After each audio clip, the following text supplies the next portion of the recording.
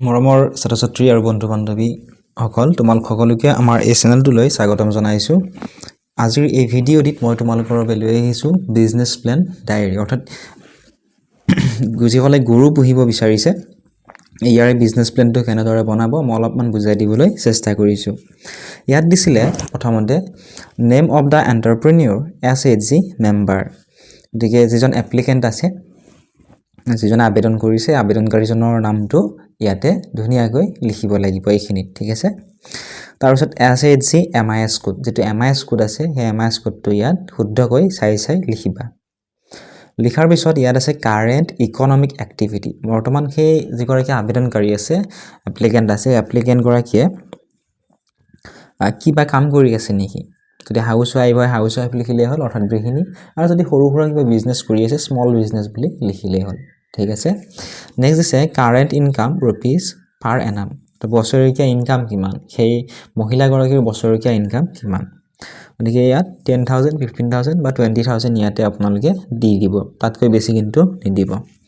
Next আছে name of da business which is being plan to start expand, এই বিজনেছটোৰ নাম লিখিব দিছে যিটো বিজনেছ কৰিব বিচাৰিছে, গতিকে ইয়াত লিখিলোঁ আমি এইটোৱে ইয়াতে লিখি দিলোঁ, আৰু সেই বিজনেছটো আগৰ পৰাই কৰি আছে যদি এক্সপাণ্ডত লিখি দিব, টিক মাৰ্ক দিব, আৰু যদি নতুনকৈ ষ্টাৰ্ট কৰিব বিচাৰে ষ্টাৰ্টত টিক মাৰ্ক দিব, ঠিক আছে।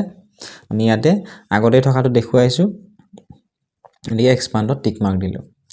নেক্সট আছে টাইপ অফ বিজনেছ, বিজনেছৰ টাইপ কেনেকুৱা, প্ৰডাকশ্যন, ছাৰ্ভিচ নে ট্ৰেডিং, যেটো প্ৰডাকশ্যন হয় গতিকে প্ৰডাকশ্যনত টিক মাৰ্ক দিলোঁ, ঠিক আছে। এতিয়া চোৱা এইখিনি ইনভেষ্টমেণ্ট প্লান, এইখিনিয়ে বহুতে বুজি নাপায় এইখিনি বস্তু।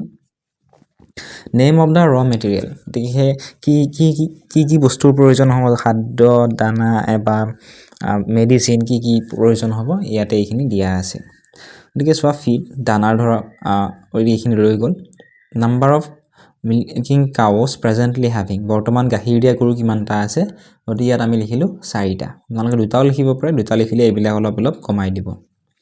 গতিকে ফিড খাদ্যৰ ধৰক দাম ইউনিট প্ৰাইচ 16, ইউনিট ৰিকুৱাৰ্ড 800, গতিকে 16 × 800 কিমান হ'ল 12,800, এইখিনি খাদ্যত খৰচ হ'ল। নেক্সট অজলা টেংক ফৰ ফডাৰ, ইয়াতে ধৰা ইউনিট প্ৰাইচ 2,000 2,000 টকাকৈ, ইউনিট ৰিকুৱাৰ্ড দুটা আমাৰ প্ৰয়োজন আছে, 2,000 × 2,000 পূৰণ 2 কিমান হ'ল 4,000। মেডিচিনৰ বাবদ ধৰা আমি ইউনিট প্ৰাইচ 100 লিখিলোঁ, ইউনিট ৰিকুৱাৰ্ড 5, 100 পূৰণ 5 500 টকা মেডিচিনৰ বাবদ আমি লিখিলোঁ। নেক্সট আছে হোমমেড ফিড, ঘৰতে বনাই খোৱা খাদ্যৰ বাবদ লিখিলোঁ, ইউনিট প্ৰাইচ 7, ইউনিট ৰিকুৱাৰ্ড 500, 7 × 500 3,500 টকা ৰুপিজ, ঠিক আছে। এইটো হোমমেড ফিডত এইখিনি গ'ল। নেক্সট মেডিকেল ছাপোৰ্ট, গতিকে মেডিকেল ছাপোৰ্টৰ বাবে ইউনিট প্ৰাইচ 200 লিখিলোঁ, ইউনিট ৰিকুৱাৰ্ডটো 200 × 2 400, ঠিক আছে। এবাৰ আমি কি কৰিব লাগিব, এই যিমানখিনি খৰচ হ'ল খৰচ হোৱাখিনি যোগ কৰিব লাগিব, 12,800 যোগ 4,000 যোগ 500 যোগ 3,500 যোগ 400, এইখিনি যেতিয়া আমি যোগ কৰিম ইয়াৰ পৰা ইয়ালৈকে যোগ কৰিলে আমি 21,200 পাম, ঠিক আছে। নেক্সটত দিয়া আছে চোৱা টোটেল ইনভেষ্টমেণ্ট, তলত ফাণ্ড ডিটেইল দিয়া আছে, ফাণ্ড ফ্ৰম MMUA, চৰকাৰে কিমান দিব 10,000 দিব, আমাৰ টোটেল খৰচ কিমান হ'ল 21,200, গতিকে চৰকাৰেতো আমাক 10,000হে দিব, গতিকে বাকী কিমান আমি সেলফ কন্ট্ৰিবিউশন কৰিব লাগিব এইখিনি ইয়াতে লিখিব লাগিব। 21,200ৰ পৰা 10,000 গ'লে কিমান থাকিল 11,200 টকা, এইখিনি সেলফ কন্ট্ৰিবিউশনত থাকিব, ঠিক আছে। আপোনালোকে যদি বহুত বেছি হোৱা বুলি ভাবিছে ইয়াত গৰুৰ সংখ্যা বৰ্তমান 2 বুলি লিখি দিব, দি ইয়াৰে সংখ্যাবিলাক কমাই লিখিব, ঠিক আছে, তেতিয়া ইয়াৰে খৰচটো কমি যাব। নেক্সট আছে মাৰ্কেটিং এণ্ড সেলছ প্লান, ইয়াত আছে প্ৰডাক্ট, ইয়াতে মিল্ক বুলি লিখিব পাৰে, মিল্ক গাখীৰ MILK মিল্ক গাখীৰ, এক্সপেক্টেড প্ৰডাকশ্যন লিটাৰ হিচাপত কিমান মান হ'ব পাৰে, 1,550 লিটাৰ মান হ'ব পাৰে, ঠিক আছে।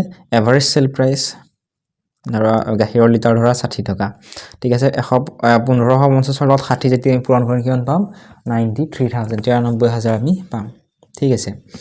নেক্সট এক্সপেক্টেড এডিশ্যনেল ইনকাম পাৰ ইয়াৰ, গতিকে অন্যান্য কিবা ইনকাম হ'ব পাৰে নেকি, কিন্তু অন্যান্য ইনকাম হ'ব পাৰে নিশ্চয় বহুত ইনকাম চৰ্চ বহুত আছে ইয়াৰ ৰিলেটেডে ইনকাম ঠিক আছে গতিকে ইয়াতে লিখিলোঁ আমি 3000 এডিশ্যনেল ইনকাম পাৰ ইয়াৰ তাৰপিছত আছে সাবমিটেড বাই ইয়াতে আপোনাৰ সিগনেচাৰটো লাগিব ঠিক আছে signature of the SHG member এপ্লিকেণ্টজনৰ বা আবেদনকাৰীজনৰ ইয়াতে সিগনেচাৰটো সহিটো লাগিব নেক্সট আছে verified by signature of block coordinator block coordinator নামটো লিখিব লাগিব ইয়াতে তেওঁ সিগনেচাৰ কৰিব তাৰ তলত আছে approved rejected comments approved হল নে ৰিজেক্ট হল এইখিনি ভালদৰে চাব চোৱাৰ পিছত এইখিনি approved হলে approved বুলি লিখিব এটো লিখিব approved বুলি আৰু যদি ৰিজেক্টেড হয় ৰিজেক্টেড বুলি লিখি কিহৰ কাৰণে ৰিজেক্টেড হল ইয়াতে ধুনিয়াকৈ লিখি দিব বা তলতো লিখি দিব পাৰে গতিকে approved হলে আপোনালোকে পইচা পাব যদি ৰিজেক্ট হয় পইচা নাপায় গতিকে ফিল কৰোতে ভালদৰে ফিল কৰিব এইখিনি আছিল আজিৰ এই ভিডিঅ'টিত আশা কৰিছো ভিডিঅ'টো চাই আপোনালোক উপকৃত হল যদি ভিডিঅ'সমূহ চাই ভাল পাইছে বা উপকৃত হৈছে ভিডিঅ'টো লাইক কৰি দিয়াৰ লগতে চেনেলটো সাবস্ক্ৰাইব কৰি দিবলৈ নাপাহৰিব